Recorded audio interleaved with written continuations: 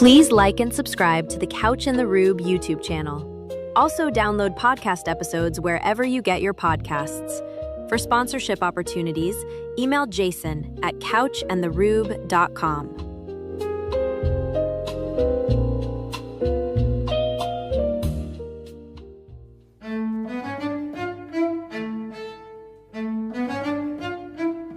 What do you get when you cross a know-it-all newspaper columnist with an awkward, unsophisticated everyman? Yeah. Well, I'm just not sure about that right now.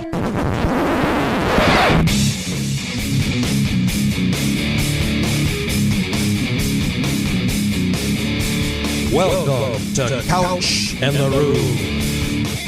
Welcome to Couch and the Rube, our Wednesday show, presented by our friends at Front 43 Neighborhood Pub and Cask & Company Kitchen and Bar, the original Couch and the Rube sponsor. An incredible place for lunch, for a date night, to sit at the bar and watch a game. Two distinct vibes, one outstanding menu at Front 43 and Cask & Company, adjoining restaurants.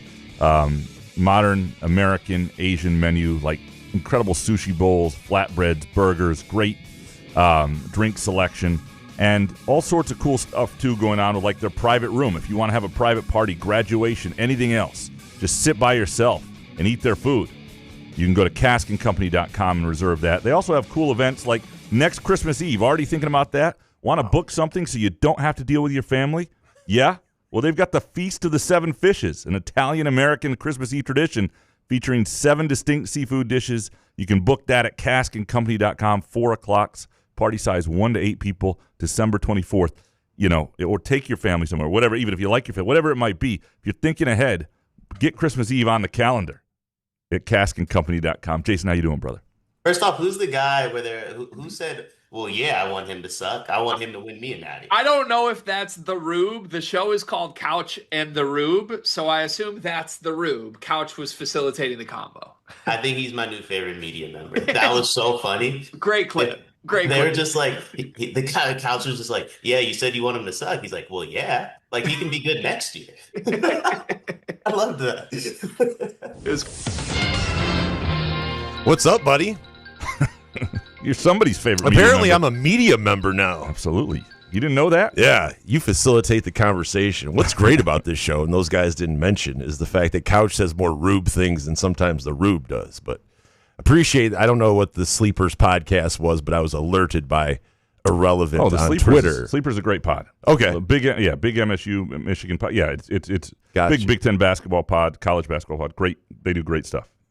So most of I'm assuming that's the Rube. No, we have a staff of 15, sir. I don't know their names either, so I guess. No, I'm a regular listener to Sleeper. So you will there'll be a lot of crossover in our audience. So they will know that. That's great. For sure. That's cool. Appreciate the somewhat of a shout out. By the way, shout out to Front 43 and Cask & Company for the Christmas Eve plans already.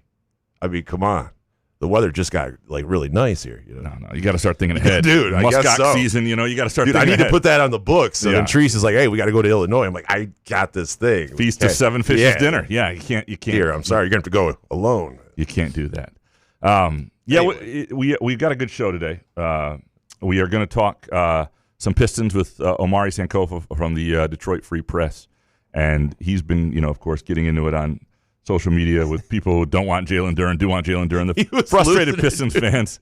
He's like, I'm going to just log off. I'm like, dude, Omari, you can't take some of these guys seriously. Well, I understand the frustration, and when you're covering the team, people want you to fix it, or they want to blame you sometimes, and especially when people are frustrated right now. And sometimes in the role he's in too, where you are a true beat writer covering the team, and you're telling people what is, and they don't want to hear it, they blame you. It's like, I don't want that. Well, then F them. Yeah. Mute them or whatever. Right. So, right? I feel like that's an easier thing to do, but I don't know. I don't have people coming at me like you or Omari does, so yeah, it's easier for me to say. But usually if someone comes at me and it's not funny or, I don't know, informative, I just go, okay, this person, you know what I mean? Like, there's just some people, I like to, if you want to goof on me and you're funny about it, I have no issue with that. Yeah. But if you're just going to come at and call you, asshole or something, just not funny. But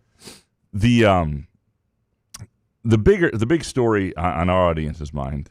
Oh yeah, is the Jeremy Fears thing, and that's what we led with. Raphael Davis needs to stop tweeting. If anyone needs to stop tweeting, it's Raphael Davis. He's clear, not Omari. Yeah. My God, does he have a little percentage on Fears to get drafted, or his tweets are killing me here? Well, yeah, and part of it is, players like Raphael Davis. Number one, I think there is a little bit of needling MSU fans by the idea that Jeremy Fears would leave, but I also think, that's what he's doing. But players are also, they're in bed with players, so to speak. They care about we talked about this the other day. The idea that what fans want is not what Jeremy Fears wants. They have two different goals in life. And the goal is to be a first-round pick and to get to the NBA. That's my goal for him, though, after winning a second. Correct. But you have a first goal for yourself and for Michigan State. No, for Tom Izzo. This isn't for me. This is for Tom Izzo. Right. And a little bit for me. Players don't see it that way. And it can get frustrating because you feel like you're on the cusp of something, and then you could have the rug pulled out from you. I still think he's coming back. I do. I just think that he'd like there to be a little more suspense and love for him regardless, and that's just not the way it works, unfortunately, for Mr. Jeremy Fears, for any of these guys. Because this goes back to the reason there is potentially $3 million or whatever he'd make if he comes back to MSU. I heard 4. It's 4.5. Whatever it is. I don't think you've heard that, but I appreciate $1 million. Guskowitz can get a 100% raise. Why can't my boy Fears? For the $12 million that Fears is going to make next year or whatever. No, don't. Nobody aggregate that. But the not that they would, but come on, let's pound the bushes, Hayos. Pound the bushes. Come on, Jim Hayos needs to start picking up the slack. But the reason that money exists is the obsession with alma mater. I mean, the reason that college basketball works when it's not really, it's a lower level of play than the G League. And nobody's going to the Grand Rapids Drive or Motor City Cruise games. Those teams would kick the shit out of Michigan State. Even last year's Michigan team, which has 3 first-round picks, would not do well in the G League, right? And so that's a July topic. But the point is, so what the players have to remember, and I understand it can be frustrating when it feels like not everybody's on your side and wants what feels like the best for you, what your dreams are, is the whole reason this college athletics enterprise exists the way it does is this irrational obsession with alma mater that we've created in this country, and it's fine. It's what creates my job. It's what creates this show. It's. I'm not saying there are worse things to be obsessed with in this world. There are worse things to it's fine. But you have to remember if you're a player that the opportunity, the atmosphere you get at Breslin Center, the way you get to travel to games, the private flights, all the stuff you get by being Jeremy Fears at Michigan State University or any big time athlete at a Big Ten university is based on an obsession that is healthy, unhealthy, whatever it might be, but is intense, and that's going to show up with them choosing the school over you. You are not the reason there's money in NIL. No, again, this is why the NIL is all bullshit in terms of true NIL, because actual endorsement deals, State Farm isn't coming around with a national ad campaign for any of these guys. Nobody's worth the money they're getting paid in NIL. And that's okay. We're all looking the other way, and it's making a mockery of it, and no reporters are asking any questions about that, even though that's technically part of the job. We all suck at our jobs right now with this stuff. But even so, you have to understand that there's just this entire industry is created by that intense love for alma mater. And so it's going to show up in all sorts of ways, and people want you to stay. And the fact that they want you to stay speaks to what you could do for them, obviously, but also how good you are. You didn't see these conversations about Divine Ugochukwu. People don't care as much. They care when it feels like something's being ripped away from them, and they're worried about it feels like next year's team has a chance to be great. It's a fan base that just watched their rival win a national title that feels like they were a piece away, and whether they added that with the center Anton Bonke, who knows. But who's overpaid, says Graham Couch. I didn't say that. I just said the school president should at least make as much as him. But the point being that it's understandable. It's also understandable that Fears feels the way he does because, again, the two sides have different goals. The fans have different goals than the players. Every player, and Jason Richardson tweeted this out today, every player wants to be a first-round pick. That's the goal. That comes before winning a national championship. Yes, they want to be part of a historic team. Yes, they love coming back for grind week and all that stuff. But the goal is to become a first-round pick. And occasionally somebody stays, and does another year and feels, and Jaren Jackson reportedly wanted to do it. Gary Harris wished he had done it. There have been other examples. Miles Bridges obviously came back. But by and large, the goal is to be a first-round pick. And when that opportunity is there, especially if you played 3 years like Jeremy Fears and you overcome something like an injury and your brother's already in the NBA, this was the lifelong goal. This is what you want. But what's bigger, I guess, is winning an NBA championship or winning Izzo his second natty. I guess that's it just bounces off what I was saying on Monday. I just wish some of these guys would at least say it. I guess if you don't mean it fully, I know you want to be a first-round draft pick, but to say, hey, our legendary Hall of Fame coach needs a second natty, and I'm coming back to do that. Well, and if you end up doing that, you become a legend that could possibly be bigger than Magic Johnson, and you don't want that. Being the end of a first rounder is more important than something like that. So, like Fears is in a position to do something like that where a lot of guys aren't, and you're getting paid like the way Fears is getting paid. If this was 10 years ago, I could totally understand that. But you want to be a first round pick and get paid and get out of here because you're not getting paid here, but you're getting paid here. And I just wish there was a little comment on that as well as the NBA draft hopes. But if you are a first round pick, right? Is that your timer that says no more talking? Is that that's the Chris Solari timer I have when he and I do the podcast that it goes off after a minute? No, I'm just kidding. Kidding, Chris, if you're listening. We did have a timer at one point. That's why I bring that up. We're both of us. We had an hourglass timer when that we could each only talk a minute. You know it's a good podcast if you need an hourglass timer. We were just talking over each other and going so long. The name of the podcast. So this guy is going to talk for a long time. What a podcast. But the point, it would long-winded MFs. To your point, if you're going to make $10 to $14 million if you're a first-round pick guaranteed, that's a lot more than whatever you're going to make at MSU. Yeah. And so that's I the know difference. that. I get that. The basic math of it. I understand the math that. of it's important. Somewhat. How much money do you need? Some people don't need millions and millions of dollars. To have that opportunity to finish what you started here at Michigan State. Well, that's why we do the show. But some people want it. If you have the opportunity, talk about it at all. It's not even mentioned in the same breath of being a first-round draft pick. Of course, I want to get my coach as his second national title. Like, I want to win a national title. It's just like, I have these aspirations, these dreams of being a first-round pick. Like, no shit. Don't we all? Okay, when you play basketball when you're a kid, I get that. And we're just looked frowned upon because you want your head coach, or you're mentally ill because I want Tom Izzo to get his second natty. I guess I'm mentally ill. No, that's not, okay. I've been called worse. It's a healthy mental illness. There are a lot worse mental illness. It's not a. But it is sort of get your head wrapped around it. It is what it is. I mean, it just sucks. You got Rafael Davis sitting here. My boy went 74 for 100 in a shooting drill, and it's right. Carlos Medlock Jr. is an NBA player. MSU will be overly fine either way. Like, stop tweeting. I don't need to hear from you. And shooting drills are. I mean, we've talked about this. Cohen Carr, I've watched hit more than 50% of his threes at the end of a practice. I wish you never told me that. Yeah. So I have that in my head every time I see Cohen Carr start off 0 for 5. I got to think of Couch go. By the way, he hit 43s. I watched it.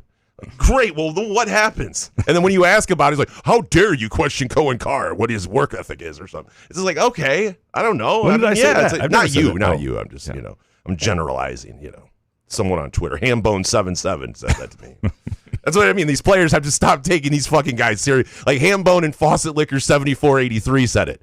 Well, so what? I mean, if Rafael Davis was on there and he was blasting his decision not to come back, then I can understand Jeremy Fears being a little bummed out about that. But if you got these just nobodies on the social media accounts, giving you their thoughts, of course they're going to fire off 97-1 hot takes. Who gives a shit? And here's the thing I would say, too, is obviously if Jeremy Fears does not come back, it damages Michigan State's ability to at least from the outset look like a team that has a chance to be a contender, right? Because you're talking about a primo position at point guard, a guy who was an All-American, a guy who would be playing for something, not just for Izzo's second natty, as you would say, but for second national champion to become a first-round pick.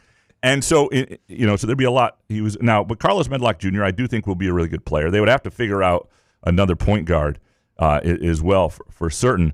It would be less likely that they would be a contender. Again, we talked about this the other day with Wagler from Illinois, a guy who was a 3-star guy who was playing 12 minutes a game in November and winds up being he's going to be a top 6 pick in the draft.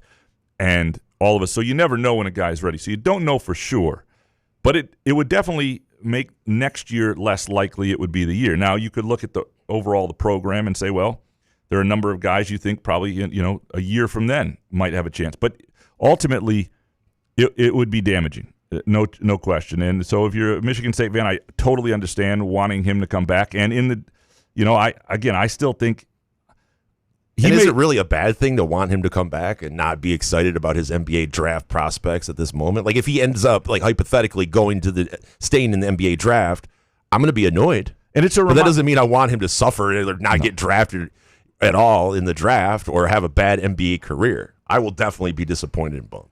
It's a reminder that people care way more about these guys coming in than going out anyway. Like that's that's just always been the way it is. If you talk, look, there's a reason that Comparoni and 24/7 and Rivals and On3 and all these places are not writing NBA stories every week on the pros, but they're writing more recruiting stories, right? People care about more. What can you do for me coming in, right? It's not what you already have done. So it's just. Are we sure Comp doesn't get to that? I mean, he does like 4-hour podcasts. The last half hour might be that. It's a big story. Until he says he's coming back, I get why it's a story. I still think like today, bazooka to the head. Yeah, bazooka to the head. Yeah. Bazooka time. I think he's coming back, and I feel. Where are you at percentage wise? Well, 55%. Every day he doesn't come back, I would say it goes down like 8%, but I would still say it's above 75%. In that, I mean, we were at 85%. Yeah, it's above last 75. week, I think. I have not gotten confirmation from anybody that he's coming back. Anybody nobody said to me he's gone. So there's get Harns on the phone. I'm sure he's on campus. Is he there? Is Fears back on campus yet or no? Do we need it? All right, we are going to take a quick break. When we come back, Omari Sankofa from the Detroit Free Press. We'll talk some Pistons. Jalen Duren. We'll get answers. We'll get answers from Omari. Couch in the Rube, our Wednesday show, presented by our friends at Front 43 Neighborhood Pub and Cask & Company Kitchen and Bar. Where else can you cheer on your team? Enjoy a mouth-watering burger or savory sushi. Sip on handcrafted cocktails or one of 46 beers on tap. Take your game day or date night to Cask & Company Kitchen and Bar or Front 43 Neighborhood Pub near Frandor. Two amazing places with one awesome blended modern American-Asian menu. Catch the game on one of 30 60-inch TVs or stop in for the all-you-can-eat lunch buffet. Enjoy happy hour or elevate your night out at Cask & Company or Front 43 on East Saginaw in Lansing. Come enjoy irresistible, award-winning, handcrafted donuts and locally roasted coffee at Groovy Donuts. Surprise your family or coworkers with special holiday designs and flavors, or put the perfect finishing touch on an event with a custom order. Birthdays, weddings, gender reveals, our friends at Groovy Donuts are your answer. Experience the Groovy Donuts difference for yourself on Lake Lansing Road in East Lansing or in Williamston. Get more information or place an order at groovydonuts.com. Firekeeper's Online Casino and Sportsbook is the site to play. From your phone, tablet, or laptop. Get in on all the football action with pre- and in-game wagering. There's showdowns every week in football that you can't miss. Plus, the college and pro hoops are red hot, and the pucks are cool. Get your first casino deposit and sports wager matched up to $500 each. Terms and conditions apply. Must be 21 or older and located in Michigan. Gambling problem? Call the Michigan Problem Gambling Helpline at 1-800-270-7117. Please like and subscribe to the Couch in the Rube YouTube channel.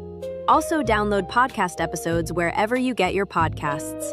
For sponsorship opportunities, email Jason at couchandtherube.com.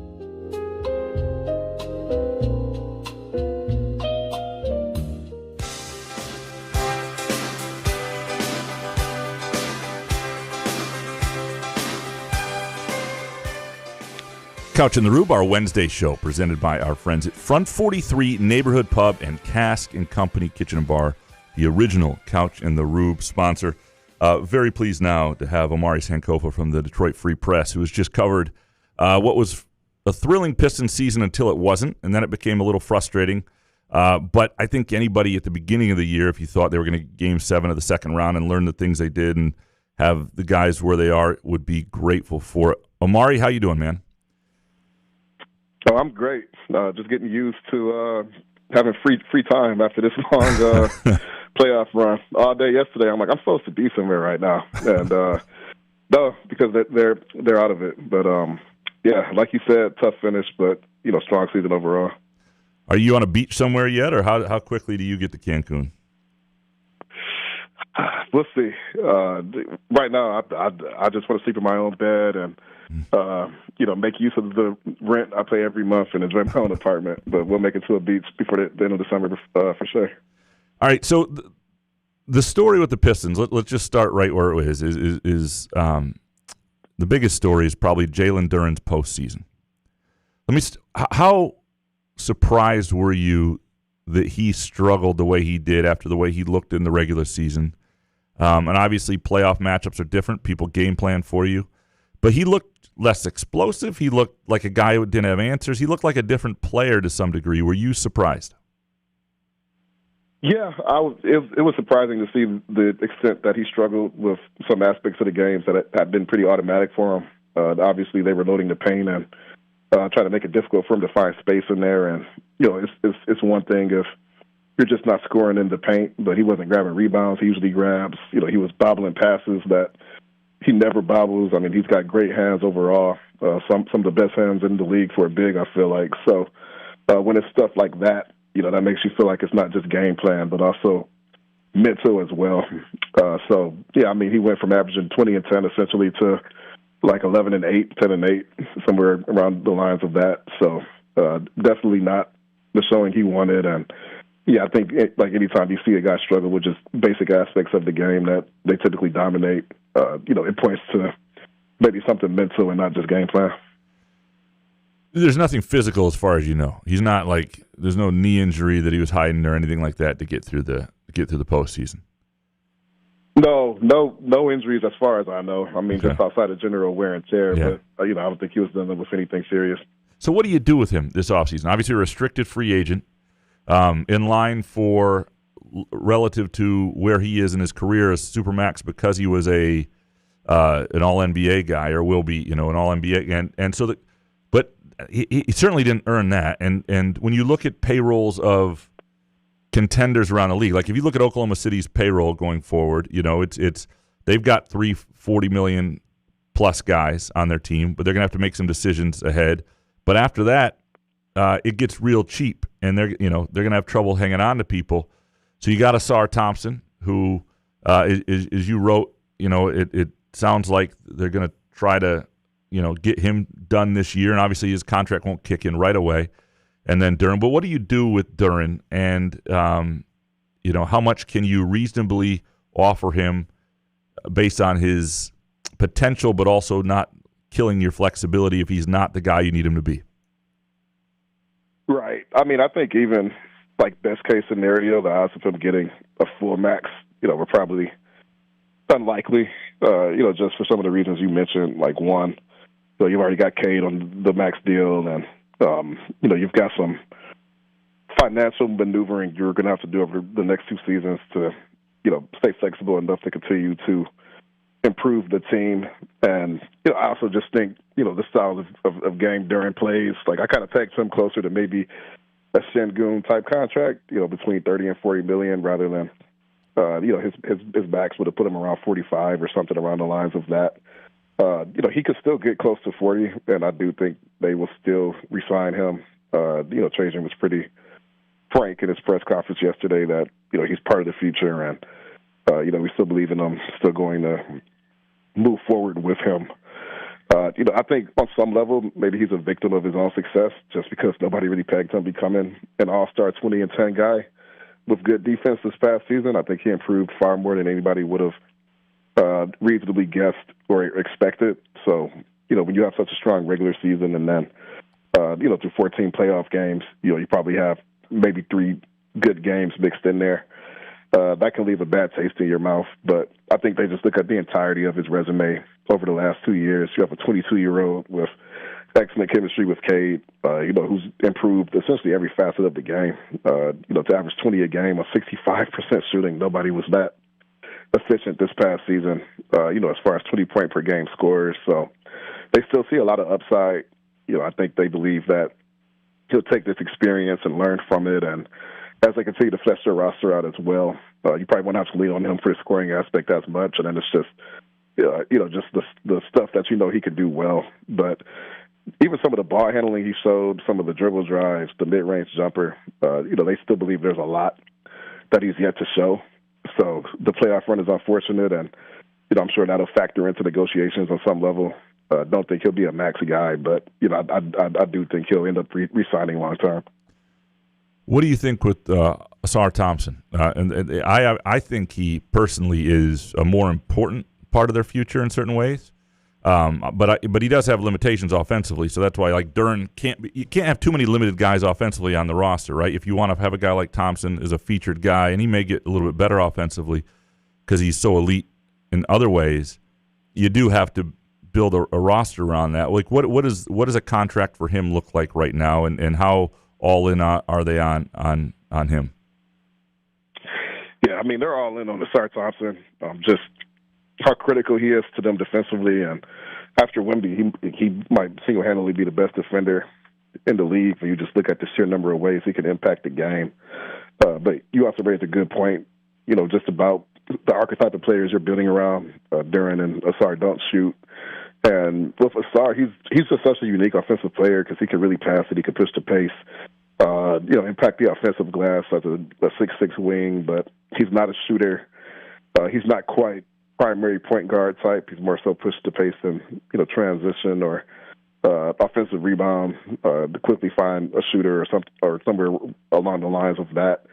And his finishing and ball handling can improve too. Just feel like there were times in the playoffs where he might have had a mismatch and he just couldn't punish him in the paint for that.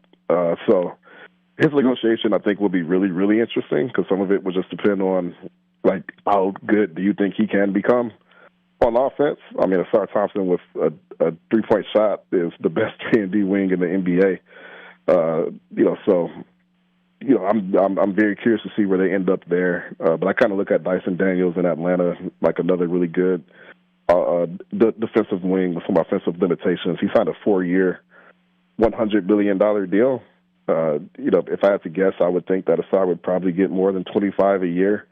But even if you got Ausar at 4 years of 120, I think they would feel really good about that. Because as you said, he's probably their second most consequential player. So definitely curious to see where that ends up falling because he's going to have one of the more unique restricted free agencies, I think, of some of the recent guys who have been in that space. Well, and they don't have to. He's got another year. They could punt on that, right? If they can't come to an agreement, just like they did with Jalen. Yeah. The question then becomes if you have Cade Cunningham at $50 million next year, and you have two other guys, I guess Ausar wouldn't go into effect right away, but going down the road, it say 35 for one and 30 for the other, and those aren't max deals. There is some flexibility created by that. There's extra, and the cap is going up. But can you offensively? Those can't be your number 2 and 3 options right now, or maybe they need Duren to be that, but I don't know that you can count on that. How do you get yourself to the place where you need to be bringing in a number 2 option? And do you think that ultimately happens, whether Duren's a part of it or somebody else, through a trade to reshape the roster a little bit? Yeah, I think the timing of that, I think this summer probably is the sweet spot, or even the trade deadline, because you want to get that deal done before the Ausar contract kicks in, whatever that may be. And that's still the one area that they haven't filled. Trajan said it as much yesterday. We need ball handling, we need shooting, and typically when you talk about ball handling, you're not talking about a Dennis Schroeder type move like they made last year. You're looking at something more substantial to really ease Cade's workload and make sure you have 48 minutes of high-level creating on the floor.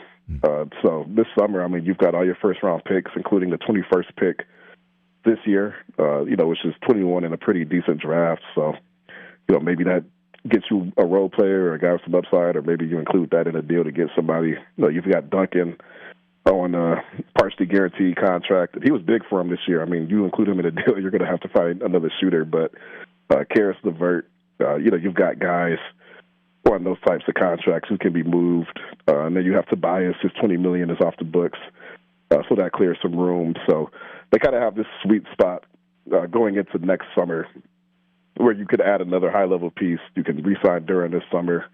You can extend Ausar, knowing that won't kick in until 2027, and you can still get that other guy in there. Now, who that other guy is, how much they make, I think that remains to be seen, and I think some of that kind of depends on how the playoffs shake out too, because you're going to have some teams that decide to blow it up. You're going to have teams that decide to go all in, and that's going to affect the market a lot. But if they're going to do it, I mean, I think sometime over this next year, whether it's this summer or the February trade deadline, just financially, timing wise, this feels like the window they need to hit, if they want to lock all these guys in long term. It is interesting because you hear things like, Trey Murphy, and you hear a few other names and stuff like that. But like Cleveland could decide if this series goes south of the Knicks that this hasn't worked, they haven't gotten far enough, and they're going to blow that up. Or there are lots of I guess Minnesota at some point could. I don't know that they will, but anyway, there's a lot of different ways it could go.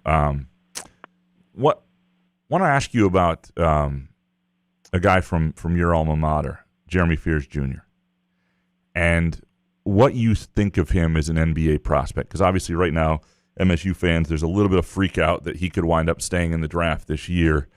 And you've seen him play a lot. And and obviously you've been covering the games and not the draft at this point. But I'm just wondering, do you see him as the type of guy who will stick long term in the league and could draw enough interest to sneak into the first round?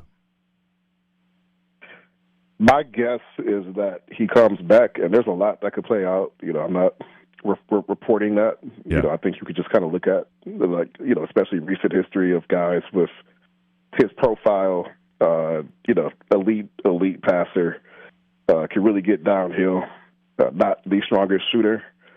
At 6'2", I mean, you probably peg, like, what's a guy like that going to be long term? And if that shot never develops, I think that really caps his ceiling. It helps that he has a younger brother who is, who was a lottery pick, and I think teams do take into account. When you have family members who are playing at that level, if you could also kind of hit that. I think we've seen that a bit with Ron Harper Jr. and Dylan Harper in the NBA now. I like Jeremy Fears' game a lot. I think he absolutely has NBA potential. And he very well could decide to come back. Next year's class is going to be a weaker class. He'll have a bit of a stronger resume. He can come in and really dial in on some of his weaknesses, especially the outside jumper. And he'll have feedback, from the process this year, just like what teams want to see from him for him to get to that next level. So if he stays in the draft, that would, to me, imply that he may have a promise or a team that's really, really high on him. But if it's a scenario where you're looking at second round, G League, you're probably better off just using that last year college eligibility and going NIL and just having a chance to complete your college career and hone in on those weaknesses as well. So he could stay. My guess is that he's going to want to improve his weaknesses, and he ends up coming back. But we'll see how that plays out. But, I mean, I'm a Michigan State guy. I've seen him over the last 3 years, and I thought he really showed a lot this past season, especially the free throw shooting. To be almost 90% at the line implies that he's got some touch. So I think that helps him too. Omari, I love reading your stuff. We'll keep reading this off season. I hope you get some time away to recoup, man. And we'll talk soon. Yeah, thanks for having me, Graham. Talk soon. To Omari Sankofa from the Detroit Free Press does a great job covering them. Why you sound so sad? Sad. Oh, okay. No, do I? No, it's all right. No. I'm not sad. Omari, please take a vacation. Take a vacation from Twitter, that's for sure.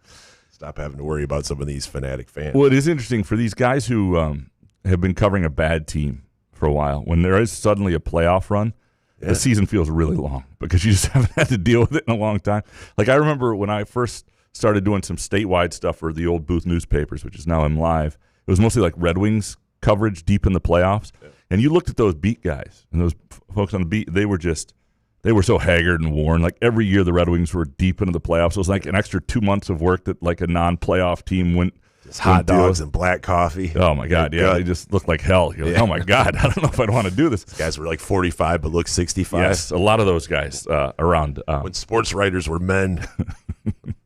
Now it's up to you, soft guys. But yeah, no, it was interesting with Ausar. Like, it's just frustrating his offensive side, but you look at his plus-minus numbers, and they're pretty bonkers. So it's more of, I honestly, when you guys were talking, it's like thinking about Jalen Duren and just the way his playoffs went. I cannot get that out of my mind. Yeah, it's going to be tough. tough. To pay him anything over $30 million. I just keep seeing, like, in my head, 5 years, $150. And, like, where's he going to go? I guess someone would try to offer him more than that, right? Or yeah.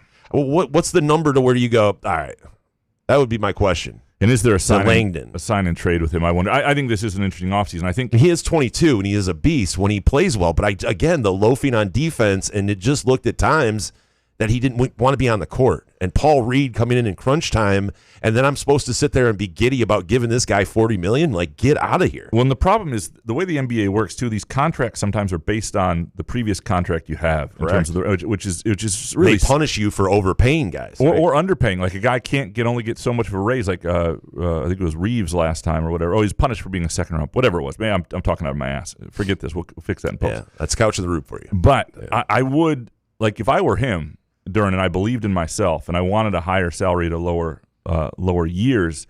Like, if you're the Pistons, you want flexibility, right? And when Thompson's contract's going to kick in. So ultimately, if you could convince him to do 3 years, $120 million, then he's betting on himself. You're doing more years. You got flexibility. Yeah. You'll be able to trade a final year contract if you have to, and expiring. Like, if you want to do that, and then he's a free agent at 25 years old. And so, like, there's and I don't know, there's lots of ways. I was just hoping to see a bounce back, at least in the Cleveland series. Like, I understand in Game 7 of the Orlando series, he had 15 and 11. It's like, are we supposed to get excited about, like, these things of, like, we're supposed to be excited about when I watched him?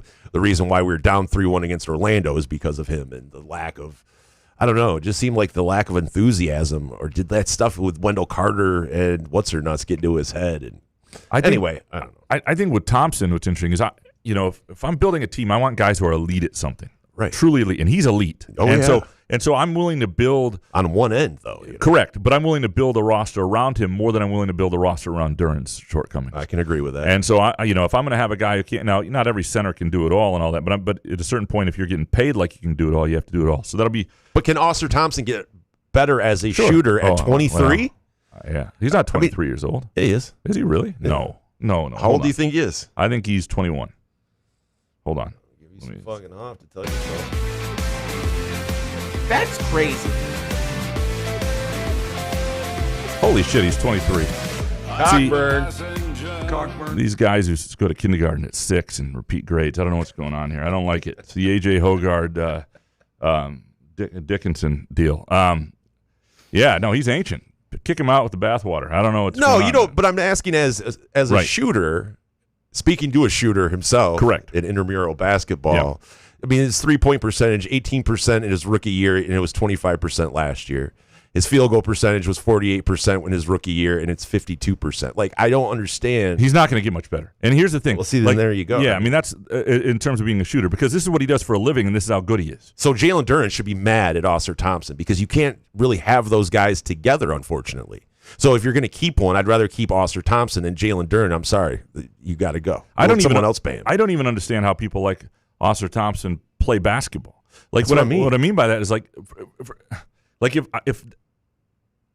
if you can't shoot, like, you're growing up and, like, you're playing this sport, but what you don't have an ability to do is the one thing that, like, is fun about the sport. Right. Why is he not a receiver? I don't really, an unbelievable athlete. Like, I don't even understand how he got into basketball. Like, I don't understand. But you're really good defensively. And people tell you that you and your brother are NBA draft prospects. I feel like I would be in the gym, because when I played basketball in my younger years, I was a good shooter because I would practice all the time. I just don't understand how some of these guys, if you're practicing all the time, your sport, your love, you're a professional at, just to be still that bad at shooting a basketball. Like, some of these dudes in the NBA, I mean, granted, they're 7 feet tall, but some of their shots are just like, what? Like Paul Reed, watching that dude shoot a jump shot, I go, that's an NBA jump shot? Holy shit.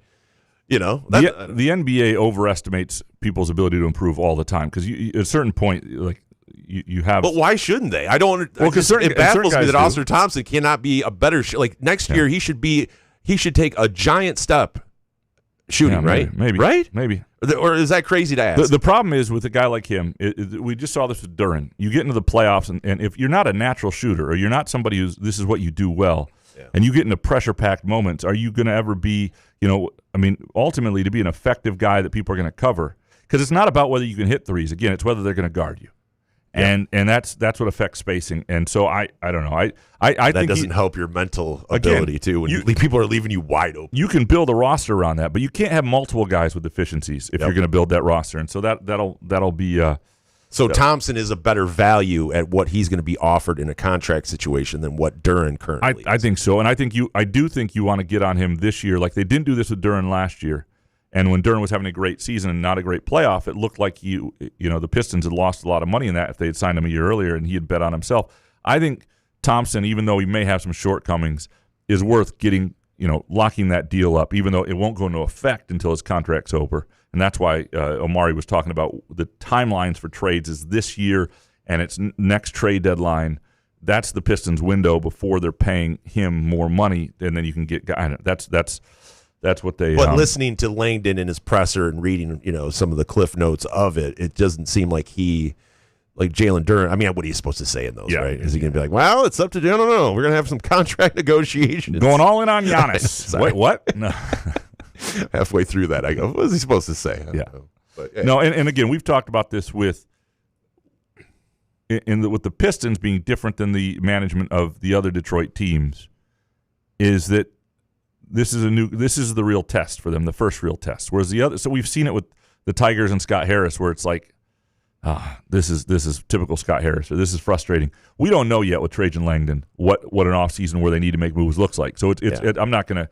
And in Langdon's defense, it was a 60-win, 100% one-seed team where you watch Jalen Duren, you go, could you have added another piece, maybe a Porter Jr. and some more shooting, but you did not, foreshadow that your second player, your second all-star is going to shut down and not be the same guy. So you can't really blame him. And he wanted to see what it would look like in the postseason. Despite, there's some national folks out there going, how do they not make a move? And look, they could, maybe you make a move, and maybe some things would have moved the needle a little bit. What national folks? Well, they're Colin Cowherd, Kevin O'Connor. Oh, that's like your guy, right? No, he's not my guy. Oh. Certainly not my guy. Jeez, Pete, not my guy. Not with these takes. But ultimately, they weren't like. If you watch OKC in San Antonio, And by the way, I am getting a little tired of the San Antonio, what an organization. Just amazing. They are though. Yeah, but believe me, I want to shit on it too. But man, I wish it were us. If the Pistons had gotten lucky and drafted Tim Duncan, and then later got lucky and drafted Wembanyama, people are like, what an organization! The Pistons, look, Cade and Wembanyama, the next decade. Wow, that would be the thing. Like you never gonna catch me, Compa. You see? Yeah, see? What is that voice? I don't know. Back in my day. Everybody was 5 feet high. Everybody was a plumber. They make good draft picks when they have them, but a lot of guys have fallen right to them. Yeah, they make unbelievable draft picks outside. They get the obvious ones right, but they also get the smaller. And the Pistons have gotten shit luck, but we just got to understand that. Some of the stuff is, it's just hard to overcome when Stefan Castle goes a pick before and you get Ron Holland. That's I've tough. hated the Spurs this whole. Their brand of basketball, the Popovich way, and the boring, the chest passes, and the off the bank, and it's just like, it's terrible, boring basketball. But I got to say, I would love to have that in my life constantly. Yeah. 7 foot guy. Now, by the way, is Wembanyama, they said on the broadcast, he's 7'2". No, he's 7'6". Right? Yeah. Is the NBA trying to? Nobody said 7'2". Who said 7'2"? Maybe he was 7'3" or something. The same people told me Ausar Thompson was 23. You want me to fucking more Hoff? Hold on. I'm just telling you about the broadcast. Maybe they said he was 7'4". Maybe I had it wrong. But there was 2 inches off, like what they used to do with Barkley and say he was 6'7" or something. And then it was Barkley was actually 6'4". Yeah, no, he is he's 7'4". I thought he was 7'6". He's 7'4", but he can do everything. Yeah. I love how just defiant you get, though. About wrong information? Yeah. That's my thing. I get it coming from me that you're to question it, but the way you go about it. One of these times you think you just have a little soft, oh, really? Oh, let me look that up. Maybe you might be wrong on that. No, it's like, you don't know what you're talking about. Hold on. Anyway. Yeah, defiant about wrong information. That should be on my tombstone. But why don't these guys want to be huge? Wembanyama, he looks like a giraffe. It's amazing to watch that dude play. Yeah, I just hope he holds up. What does that mean? Well, for injuries? No, big guys tend to have issues. Did you see him when he fell on his face a couple weeks ago? Yeah. Like, that was wild to watch. Oh, my God. But just think about the number of big guys who are just they don't last. I mean, Bill Walton's the greatest example. Was great at Wembanyama's Yeah, but age. these guys were playing in freaking Converse. But Greg Oden, a lot of guys have. Now he is not, and he is a freak in a lot of ways. Look, Barry Sanders never had a serious injury and was in his prime at the end of his career at 30. And so maybe Wembanyama's is that. He's just different. And I hope for his sake he is, because he is. Or you could be like LeBron and put $1 million a year in your body. I guess it's, for inflation, it's $2 million you got to put in your body now. So Wembanyama does that. We just never seen anybody built anything like that have a long career, and so we'll see what. Because you shouldn't have a long career if you're that big. It's or really if you're that weird. Awkward. Yeah, people falling at your knees. All my God. It's a little. Yeah, it's a little. Anyway. Couch hates the Spurs, both in soccer and in the NBA. I gotcha. We have a couple other things to get into. We do. Do we not? Oh, yeah, we do. We do. All right. Yeah, we do. We will do that right when we get back. Couch in the Rube, our Wednesday show, presented by our friends at Front 43 Neighborhood Pub and Cask and Company Kitchen and Bar. Where else can you cheer on your team, enjoy a mouth-watering burger or savory sushi, sip on handcrafted cocktails, or one of 46 beers on tap? Take your game day or date night to Cask and Company Kitchen and Bar or Front 43 Neighborhood Pub near Frandor. 2 amazing places with one awesome blended modern American-Asian menu. Catch the game on one of 30 60-inch TVs or stop in for the all-you-can-eat lunch buffet. Enjoy happy hour or elevate your night out at Cask and Company or Front 43 on East Saginaw in Lansing. Come enjoy irresistible, award-winning, handcrafted donuts and locally roasted coffee at Groovy Donuts. Surprise your family or coworkers with special holiday designs and flavors, or put the perfect finishing touch on an event with a custom order. Birthdays, weddings, gender reveals, our friends at Groovy Donuts are your answer. Experience the Groovy Donuts difference for yourself on Lake Lansing Road in East Lansing or in Williamston. Get more information or place an order at groovydonuts.com. Firekeeper's Online Casino and Sportsbook is the site to play. From your phone, tablet, or laptop. Get in on all the football action with pre- and in-game wagering. There's showdowns every week in football that you can't miss. Plus, the college and pro hoops are red hot, and the pucks are cool. Get your first casino deposit and sports wager matched up to $500 each.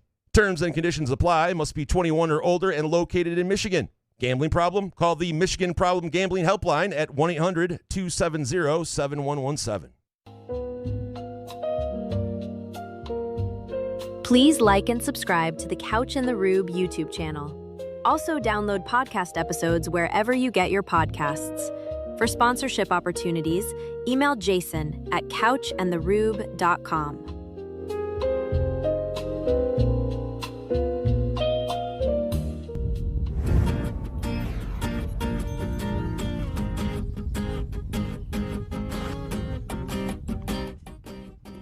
Couch in the Rube, our Wednesday show, presented by our friends at Front 43 Neighborhood Pub and Cask and Company Kitchen and Bar. If you've got a work lunch, and you're in the Lansing, East Lansing area, I'm telling you right now, you just can't go wrong. You can go to caskandcompany.com, make a reservation. You want a booth, they get just an area that's your little alcove of the world. Fantastic menu. You can, they have food that's, not always, if you don't want a heavy lunch, they've got great food that's not heavy. Great sushi meals, salmon. I love their salmon. If I'm drunk, there's some things I love there, too, that are fantastic, that are a little heavier as well. So there's all sorts of stuff. Go to caskandcompany.com. Make a reservation today. I've never steered anybody wrong. The original Couch in the Rube sponsor. We should get a couch drunk menu. Yeah. What do you get when the pad thai? Had too many. Yeah. The pad thai. It's really good. It's just, but it's good sober, too. I mean, I've tried it sober. But when I've had a few, I'm like, I'm going to have the pad. Because sometimes I've had a meal there and then had a few drinks and then also have the pad thai. So that happens. Keep it coming. Front 43 and Cask and Company. Couple other things to get into. What do you want to get into next here? It's up to you. I mean, we have the Le Batard thing saying sports journalism is dead. The Oz Perlman thing with Pablo Torre. I listened to Pablo Torre's podcast yesterday about it. And that interests me. I don't know if you ended up listening to Pablo Torre's podcast. I listened some. I saw the clips on it. I haven't listened to the whole podcast. But the Oz Perlman, obviously you've seen Oz Perlman, yes. And he does these, the manipulation of his mind game, whatever, mentalist, right? That's what he calls himself. He's an Israeli mentalist. That's in his bio. But and it is interesting and very, when you watch him do it. But you obviously know, right, when you're watching it, this guy really can't read people's minds. Right. There's some bit to it, right? And when Pablo Torre puts out a podcast, he's an investigative journalist and does a great job at some of those things. I do like Pablo Torre. So I was hearing that, and I'm like, okay, well, what dirt do they have on it? Because they were making it seem in a roundabout way that there was some real sinister thing going on with Oz Perlman.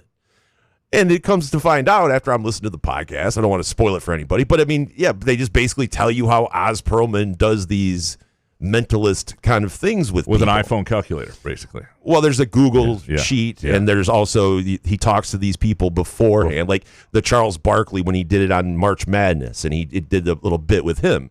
Well, off camera, he's telling Charles there's two names he's going to be thinking about. Like he preps the people before he goes on the air, where it's perceived, if you're a viewer, that you're going, it's just like he's meeting them, he just met them 5 minutes ago. But no, he's been around. So my point is just like, I was like sitting there going like, wait a minute. Are we just trying to explain to people the Tooth Fairy's fake too? Or, or David Copperfield didn't make the Statue of Liberty disappear in 84? Like, wait, I saw him do it on TV when I was 5 years old. You mean that's fake? I just felt it was kind of like, the tone that they were kind of producing it in, it was just kind of like, is he a pedophile or something? Like, what does he do with this mentalist thing? Yeah, I mean, somebody was upset. It kind of ruined the guy's bit. Somebody on The View was upset that he gave away something that, like, their actual passcode. Well, I mean, they played that. Yeah, they weren't. By the way, I don't know. Since my mom has been passed away for multiple years, I have not watched The View because she would always watch The View when I would go visit her. Oh, my God. What a show. My God. I cannot imagine anybody watches that. Yes, but they gave it. By the way, they bleeped out her 4-digit freaking bank code. She was all offended. Imagine that. Anyway. Yeah, I use like the same code for everything. I'm gonna someday somebody's just gonna 7777. That's it. 1 2 3 4. Yeah, it's. Yeah, I didn't look. I suspect they do something beforehand. It's production. It's television. I didn't have any issue with it. But it is really interesting. Like when they go in the NFL locker rooms, it's crazy that they can get those guys. Correct. And but it is still a talent. It's a skill, yes, and that's what the guys Pablo and the gentleman that he had on that did a 5-hour podcast, pretty much shitting on all of the guys, how he does these things.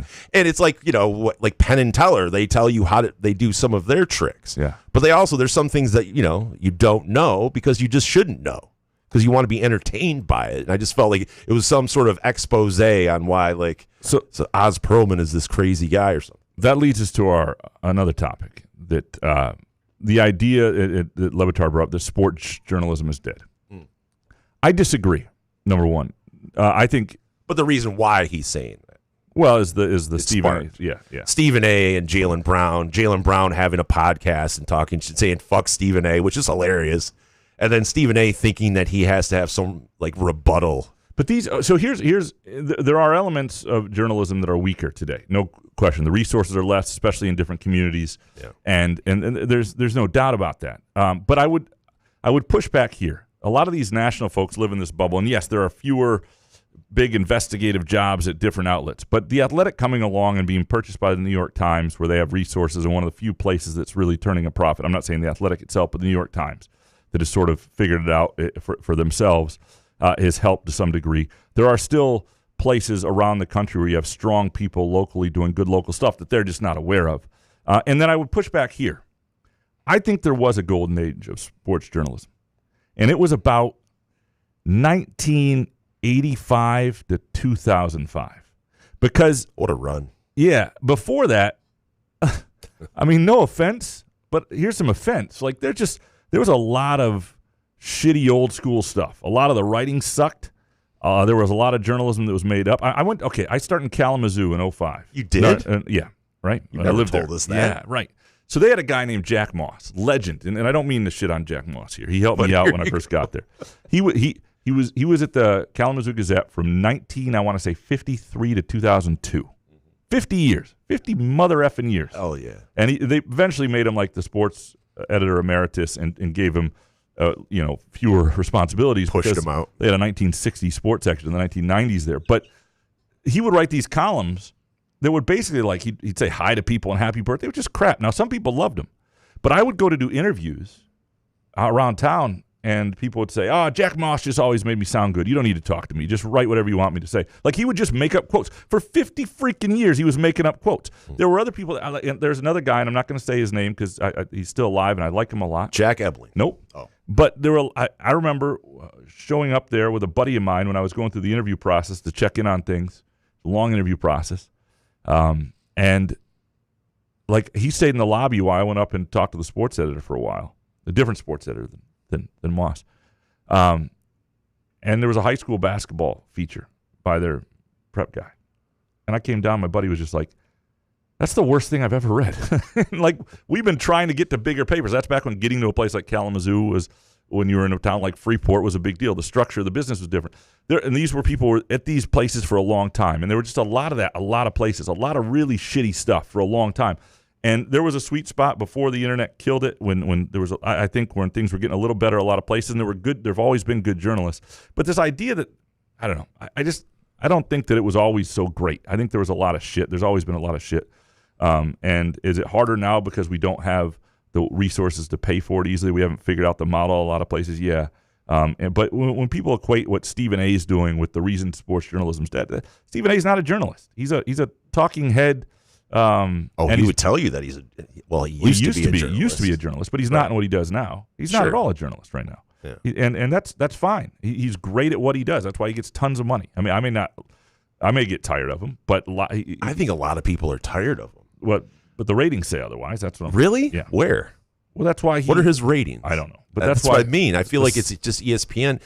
I think it's just a culmination of not just Stephen A., but the Adam Schefters, the Shams. I think just people are just getting fed up with a lot of these guys being in your face all the time.